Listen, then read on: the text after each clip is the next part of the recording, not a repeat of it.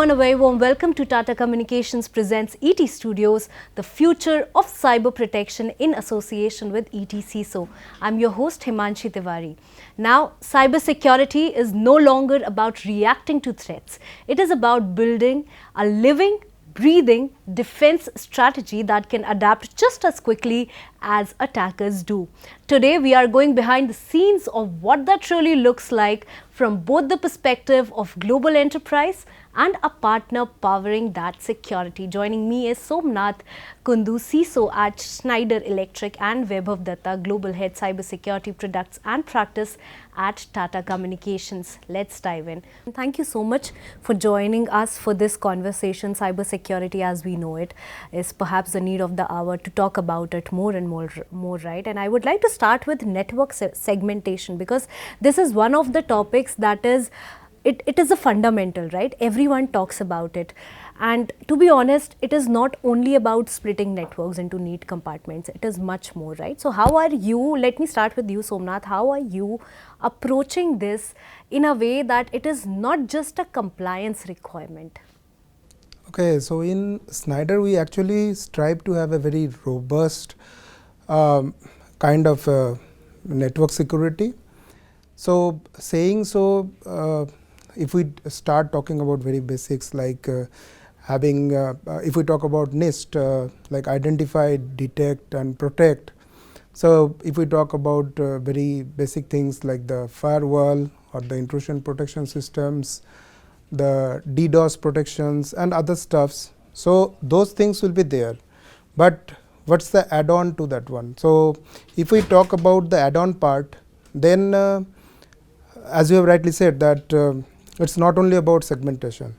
So going holistic on the solution of network security is not the game. So first we need to understand how we actually will be dealing with the segmentation process. So if I talk about IT-OT, because nowadays IT-OT convergence is a huge talk. So again the network segmentation comes into picture.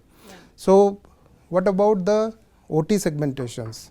The OT segmentations primarily should be based on criticality, the exposure level, the exploitability and obviously the business impact to that particular thing. It's not like going holistic about having the maximum segmentations, maximum security to network. But at the same point of time, understanding the efficacies of the segmentation, which is really required for that thing. And obviously, with that comes the level of segmentation. So if I talk about the challenges that we face when we are dealing with legacy setups. So in legacy setups, we will talk about countermeasures, and then since the legacy system always involve a huge investment in capital budget, whether it is for the customer or for our internal factories or plants. So we need to do it in a diligent way, in a sense that micro segmentations are done, and it is ensured that there is no contagion that is happening across the networks, and whatever is a legacy item is restricted within that particular environment with the required countermeasures and the additional network security. So to say how it is, like if we talk about IT, then okay, the perimeter security, the defense in depth structure is there. But when you talk about OT, it's not only about the normal security segmentations. Then we talk about having individual kind of detect and protect equipments within each and every factory setup. Okay. So that's an additional restriction from the IT network to the OT network. All right. Thank you, and we'll perhaps talk about all of these points that you have mentioned in our conversation ahead. But before moving forward, I would like for you, Vaibhav, to come into this conversation from your vantage point, now that we know that you sort of meet a lot of different organizations and work with a lot of different organizations, right? So what is that one point where companies fall short? I mean, what is that one point that they often underestimate while starting this journey? See, if you see India as a market, most of the manufacturing hubs would have been established way long back, right? this network at that point in time was designed to be not converged with IT. So, the network is pretty flat. So, there is no segmentation at all. Whereas, now if we see how we approach and how we are looking at the network is majorly aligning to the Purdue model, where we start from level 0 and go to level 5 and do IT and OT segmentation at level 3.5, where the gateways and the DMZ sits. And we advise our customers to relook this architecture holistically, identify how we can move from a flat architecture to a tiered architecture. So, it starts with a segmentation where we first segment the IT and the OT because of the convergence, that is the biggest risk point. And then look at the areas how we can segment the layers below the that 3.5 layer in the Purdue model, going to the layer 1, layer 2 and providing segmentation. It could be VLAN segmentation, it could be network segmentation, because unlikely the IT environment where I can deploy any agents and implement micro segmentation. That is not the case in the OT, because the legacy system will fall flat, they will not work with the new age technologies and controls. So, I feel that is where the organization needs to look at how they can achieve the Purdue model to an extent. All right, well, thank you for sharing that. And while we talk about security, what we also have to talk about is, security isn't something that should only feel like it is working. It needs to be proven at every point in time, right? And with that, I would like to start with you only, Vaibhav. What are, like, how do you make it work? How do you make it, how do you prove that the security is working, perhaps in this scenario while we are talking? See, it is important, it is important for us to define, what are the KPIs, what are the measurable parameters first of all, where I would like to measure the maturity curve, right. It could be number of, assets, which I have visibility about. It could be number of vulnerabilities which I have discovered. It could be number of incidents, have they gone down over a period of time, what is the total number of incidents which I am looking on a 1 month and comparing it over a trend perspective on a quarter and then to a year. I believe this is important for us to define what are those KPIs, which we measure the maturity, and based on those KPIs, try to measure, whether we are walking on the right path or not, right. Whether I have been able to discover all the assets, which is very difficult, right. Maybe 80% of the assets I have the CMDB available, I am able to manage vulnerabilities better, reduce the vulnerabilities, over a period of time. This is how you prove, over a period of time that, yeah, you are stepping into a right direction and you are able to measure the security posture. Yeah. Thank you for that. And Somnath, please come in this as well when we talk about measuring security, measuring the effectiveness of security systems. How do you do that? What are those KPIs? I mean, some Vaibhav spoke about. Can you please elaborate on that? How I would love to see it being in the game of cybersecurity is, when we move from point A to point B, it's not only about giving tick marks to the statute, regulatory requirements or the law of the land. It's all about how we are maturing and how we are ensuring that the cybersecurity posture is always enhanced, and day by day it is becoming more rugged towards the resiliency. Saying so, I mean, I always say that cybersecurity is never a destination, it's always a journey, and there is no chance of complacency. We would strive to, or rather love to see it in 3 layers, like the first layer of defense, the second layer of defense and the third layer of defense.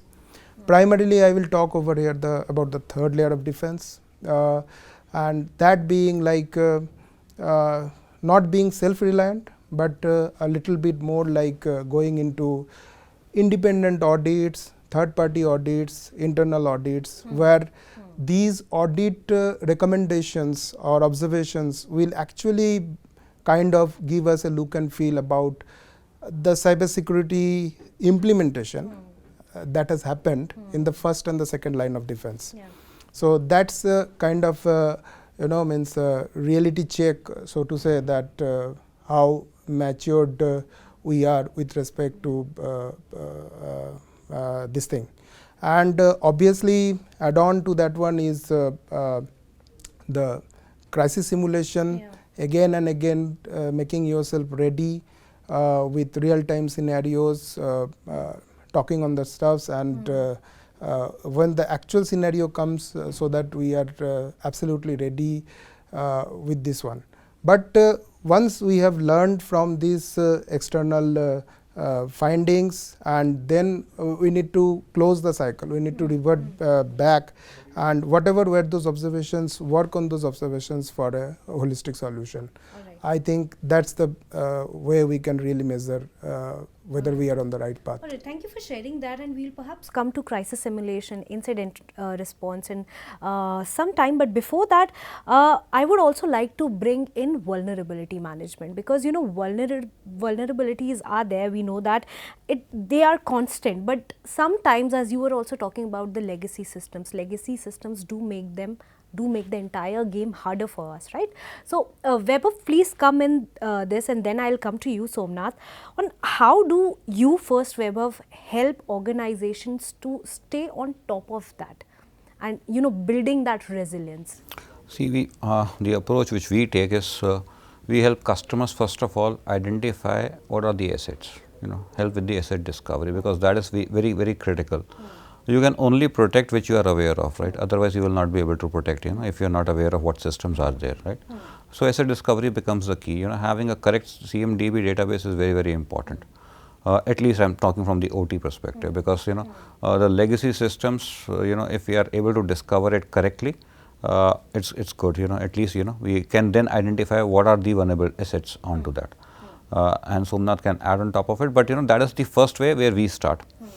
And then once we have the asset discovered, we identify what are the vulnerabilities in the assets, and then based on the vulnerabilities which have been discovered, what are the prioritization, because you can't have thousands of vulnerabilities going into the patching state at a single point in time. There are a lot of tests which needs to be done, a lot of UATs which needs to be performed before implementing that, at least in a critical infrastructure.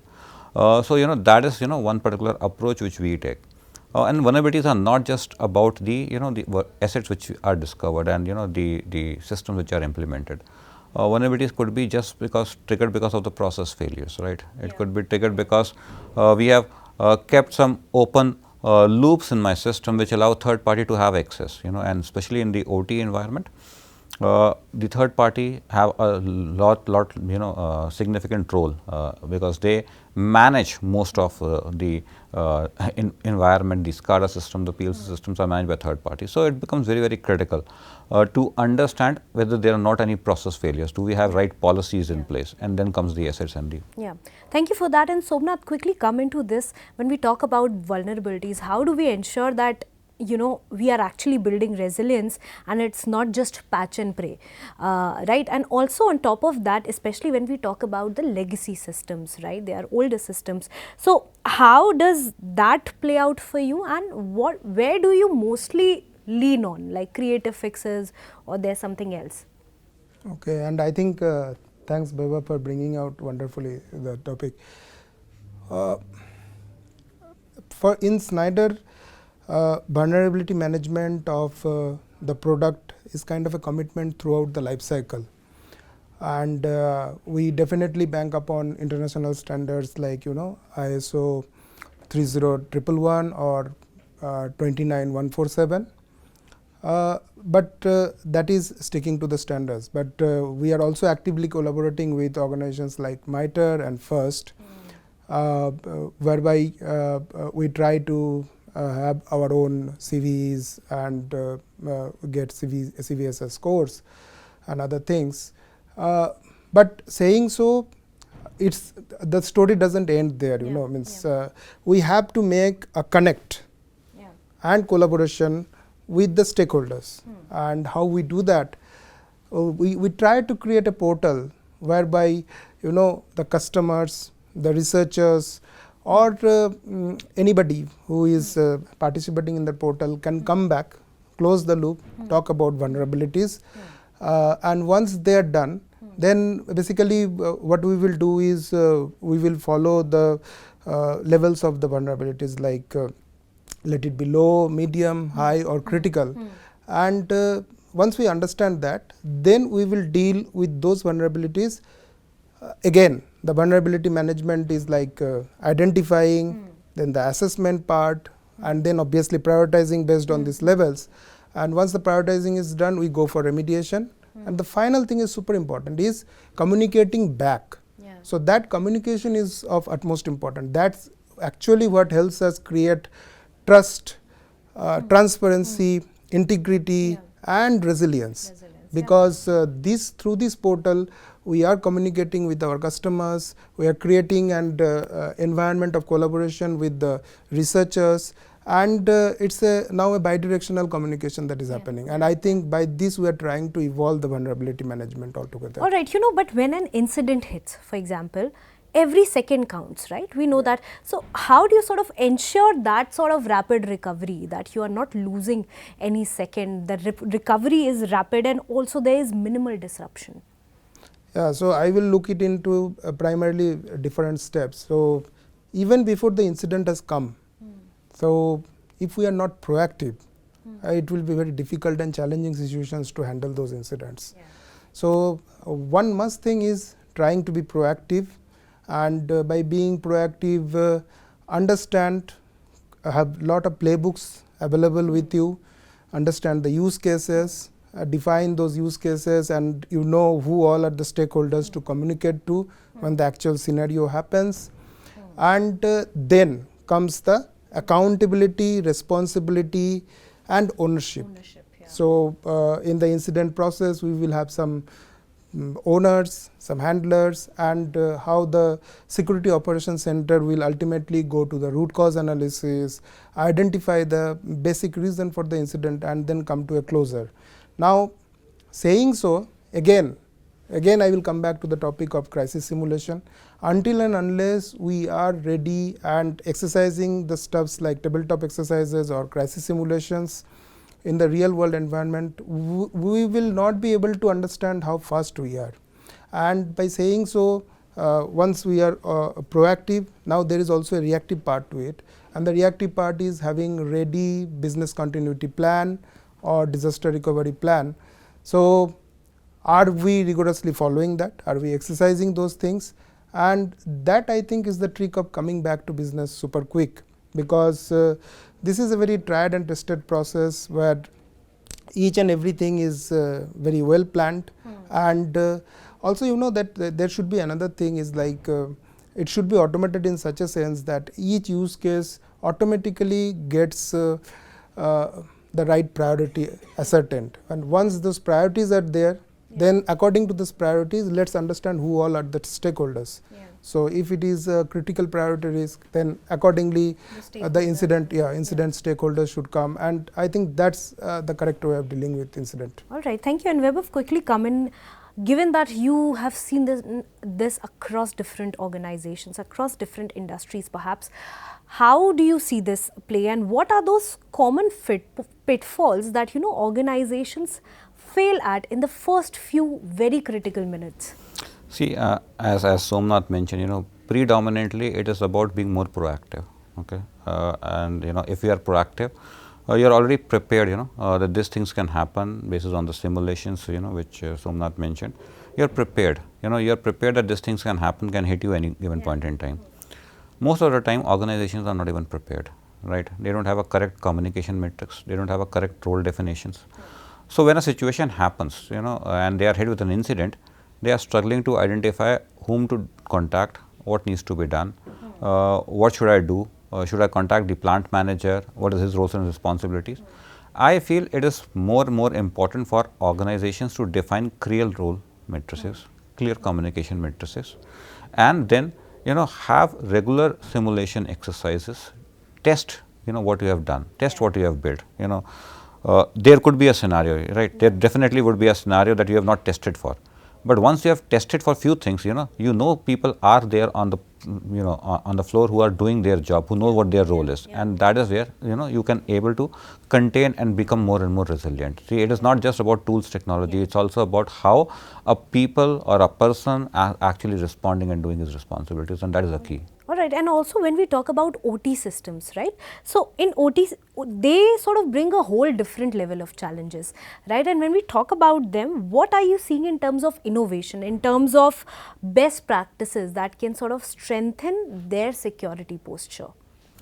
See, there are multiple best practices, I believe if an organization follow any global standards, whether they align to NIST or whether they align to IEC, and they continuously measure them across those standards, they are already, at a right path, right? So, I feel, that is what is more key for an organization to look at, what are the frameworks, internationally which they want to abide by. And if they are abiding by those and measuring themselves across those, frameworks, they are pretty much walking the right path. But, they have to walk that journey. Yeah, and for Somnath, for you as well, like in your industry and also in your company, how do you put that in place? I mean, how the collaboration happens within the teams or with external vendors? How does that take, how does that happen in your company? So, for OT, means we look it into two parts, how we are dealing with the OT cybersecurity within our factories and how we are dealing with the OT cybersecurity with external stakeholders like our customers. So, I will take it piece by piece. So, when you talk about internal thing, one of the basic essence is how we ensure that the OT security is uniform across the different geolocations in the globe. Our factories are at different geolocations. So, for that, means always the thing is that as a CISO, we should be like super obsessed with visibility. Yeah. Like as Vaibhav was saying that having the asset register, understanding what the assets are available with you. And once we have done that and we are obsessed with visibility, can we classify or categorize our factories? So, for us it is like basic, intermediate and advanced. So, at one go every factory cannot be like an advanced factory which is like 100% compliant with 62443 requirements. Yeah. So, first step by step approach, like we reach a basic level, okay, fine. Then we put some additional investment and try to reach an intermediate level where we gain on some additional OT security controls, a partial implementation of 62443 and then the very critical requirements of 62443 which are covered under, let us say, the advanced process where this is no more the job for the script kiddies. There we try to implement the advanced cybersecurity, and this is a slow process through which one day like 100% of all the factories will be at an advanced level. But so this is with the factories, but that story does not end there. I will recall your question with respect to how we measure our cybersecurity posture. Yeah. So, I again link it over here is that is not the end of the story. For us, we try to do a real time dashboard measurement of our cybersecurity in all our factories. Yeah. So, it is a real time dashboard scoring mechanism of where that factory is at present. Yeah. And for that we do connections, like okay, the security operations center knows a certain kind of use cases and playbooks to work upon, but does the OT really have a connect with the SOC? Okay, so if that is to be established, then comes we call it CSH, Cybersecurity Hub, who actually connects the ground people, and by ground people we mean the cybersecurity leaders in each and every plant. Yeah. And they are actually empowered, they have the authority and responsibility to call upon the required cybersecurity controls of OT in that plant. Now, this is the internal part. For the external part, I will come up with some interesting topics. So, we look it into three parts basically, So, one is security by design.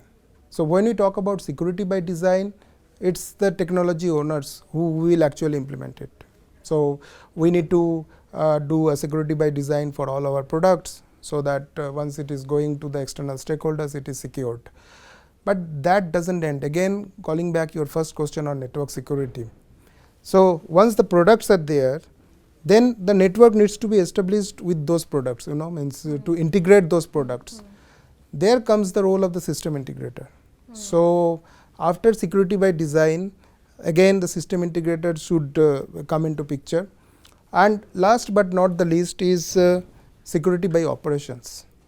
So once the entire system, integrated system is with the asset owner, so to say the term of 62443, our customers or whosoever is the stakeholder, how can we ensure that the same level of cybersecurity on OT is maintained throughout the life cycle?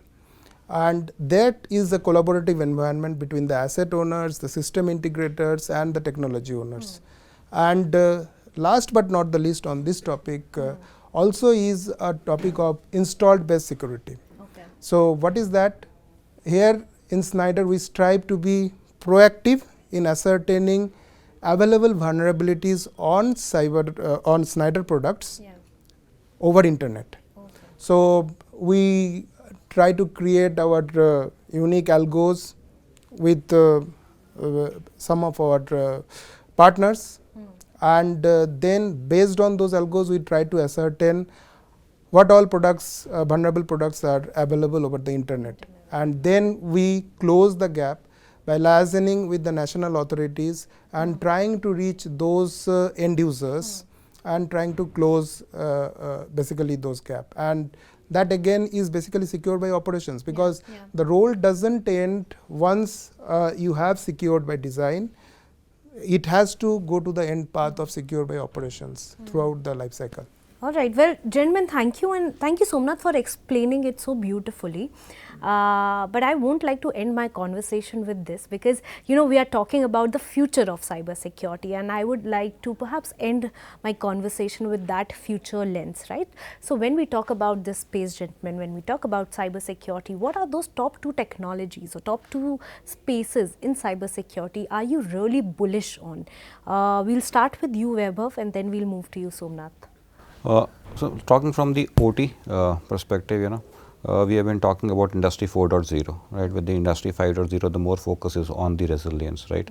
And then we have, the IoT systems which are connecting directly to the internet, right?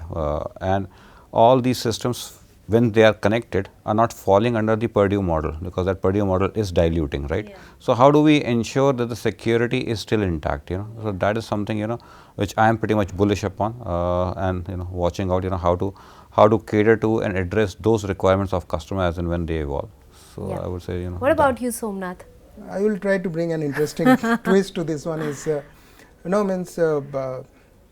we often talk about in the people process technology, the people are the weakest link in the chain. And in this course I already have mentioned about the 3 lines of defense. We feel, or rather we strive for making the people the strongest part in that chain. And why that is, or how that is like once the people are aware, they are trained, they have customized training based on their roles and responsibilities, then what happens, the people become the first transducer in the organization to ascertain if there is any risk, if some event is happening, whether the event can become an incident. So it's always the first line of defense, and by that we are gaining an additional advantage in the process. And once that is there, then obviously we can ensure that since the people are the one who actually create processes and who actually try to select technologies. So those 2 components are also ensured that way. But how do you prepare them to be part of this and to not be the weakest links? Like, what do you do? So for that it's all about awareness, upskilling and training and more training. We have to understand that okay, fine, cybersecurity is a strategic decision which might not have some tangible benefits, but like there can be intangible benefits. So I often say that is the board on board for the organization. So once the board is on board for cybersecurity, then it's a top-down approach, and then once the top management is in the cybersecurity game, then what happens is that it percolates down to the individual employees or the people in that organization, and then it's more of like customized training. So okay, if one person is in HR, what about data privacy things he or she needs to know? More personalization. And if a person is in finance, so how that person can get accustomed to the criticalities with respect to that. What are the key integral controls that are involved? So it's a customized training based on the roles and responsibilities, other than the mandatory training stops and the upskilling and awareness that So are that's happening. in-house or it happens through collaboration? It's as of now it's both, I would say, because yeah, it's both. All right, well, gentlemen, thank you so much for being a part of this conversation. As far as I have learned from the conversation is that cybersecurity is not only about technology, it is as much about collaboration and the people we are working with, right? So thank you so much for being a part of this conversation, and to our viewers, stay tuned for many more such interesting conversations only at ET Studios.